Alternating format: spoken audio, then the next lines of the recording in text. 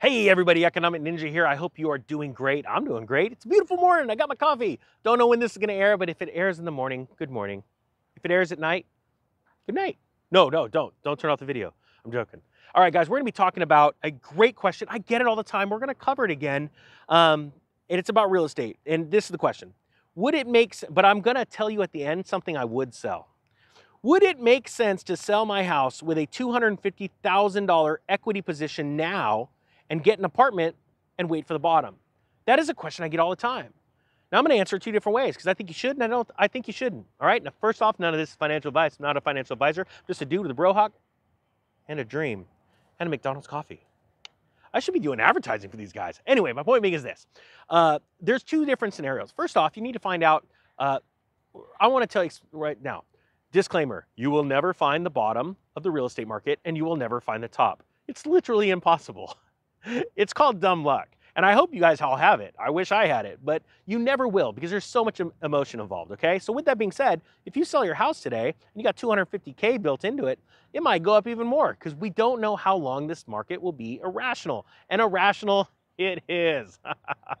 Woo! Nothing like buying at all-time highs with interest rates smoking up. There's going to be a lot of sad people here pretty soon. So my point being is this.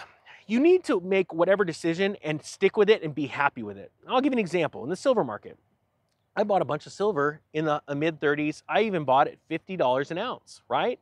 Am I happy with it? I am. Why? I know you're going to sound, that's crazy, because it's down so much. And I said, because it built a foundation of knowledge in my investing like career or past, and that I carried through to today. And one of those things was holding on, just making a decision and sticking with it. And I always look back too on those decisions of buying silver at higher prices. And I go, well, how much work did it take me? It didn't take me that much work to go and get that metal. So what am I out? A few days worth of work for that much metal? Maybe a week's worth of work, a month's worth of work? It's not that big of a deal. Why? Because if I want more money, I just go out and work more. That's how it works, right? So when it comes to real estate, people are always trying to squeeze every last dime. So there's like three different scenarios. First scenario, you sell your house. Okay, cool, you move into an apartment. If you're single, that is a very viable option, right? And a lot of people are scared of rents going up and being, a slave to the landlord, but the facts are rents can only go up so much, right? So you can always price in rent hikes in your scenario. If you're single or you're married and you don't have a lot of children and that's a viable option, it's totally viable. And you could diversify your money, do it safely, put it in multiple banks as you don't know which one's gonna crash, and take your money through a bail-in. My point being though, is that is one very viable option, okay? But the market could go up even more. So you have to weigh the pros and cons. Now the second thing, and we're gonna give you three. The second scenario is you don't sell and you just wait and you wait for a crash and then you still have this house that you can hopefully rent out if you find another better deal that you would like to live in, or you stay in that house and when the real estate market tanks, you start buying rentals in your area or out of state, So that's your other option, right?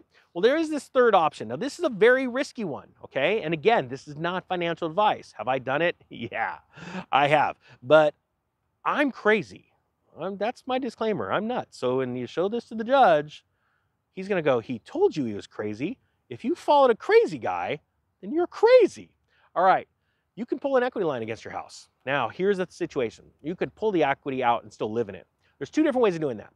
You would do a cash out refi and hopefully stay in a 30-year fix. So you have fixed amount of exposure to the debt market. All right. Your interest rate is fixed. That is a very good suggestion. You can also open up an equity line. Now, equity lines are adjustable rate mortgages. They float. I haven't opened one in a long time, so I don't even know what they're, based off LIBOR, prime. I don't know. 10-year.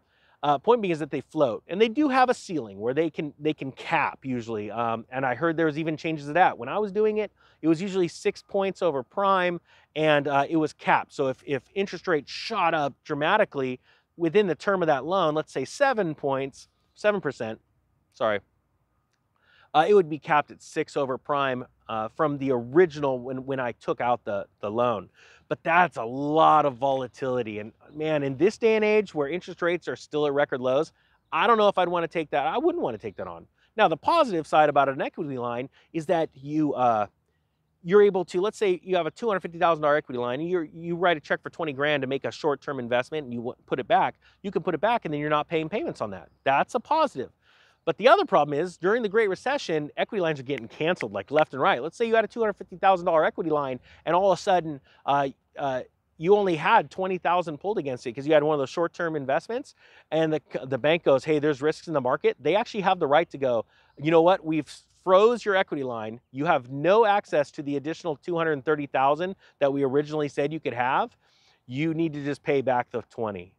And it's happened to people I knew. And the people don't expect that. Well, we have a contract. Well, if you read the contract inside that, they actually said they could do that. So you have to be aware of that too. That is going to happen. Credit gets expanded and it gets pulled back, it retracts, depending on economic conditions. And we've seen banks pull back lending just as early as a couple of years ago when all of this craziness started. So that would be my suggestion. If you're going to do it, do the fixed rate. But then the problem is if you don't need all that money and it's just sitting in the bank, you are paying additional interest and mortgage on all of that money.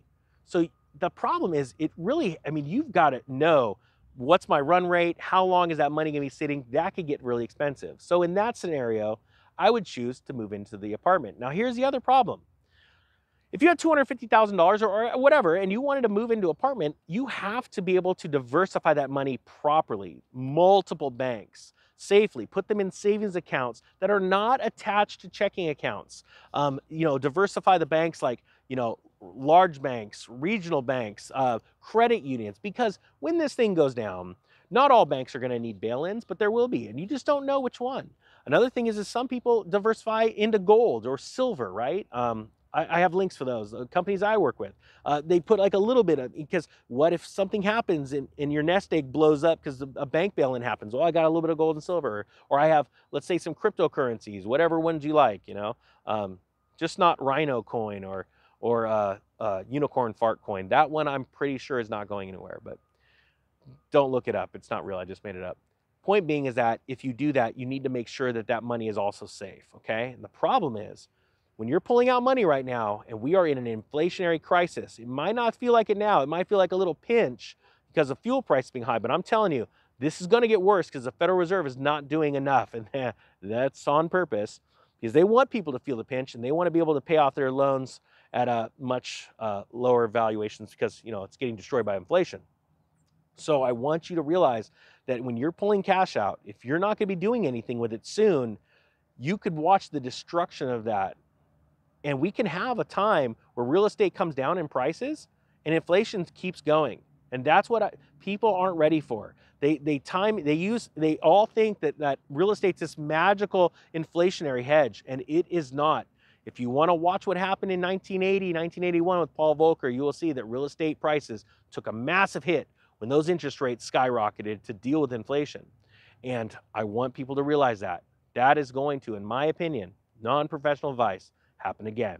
All right, guys, I hope you got something out of this. I hope this answered your question, or at least got you thinking, regardless of your situation in real estate, because we want, when we buy real estate, to have multiple ways to sell it or make money from it. All right, guys, that being said, the Economic Ninja is out.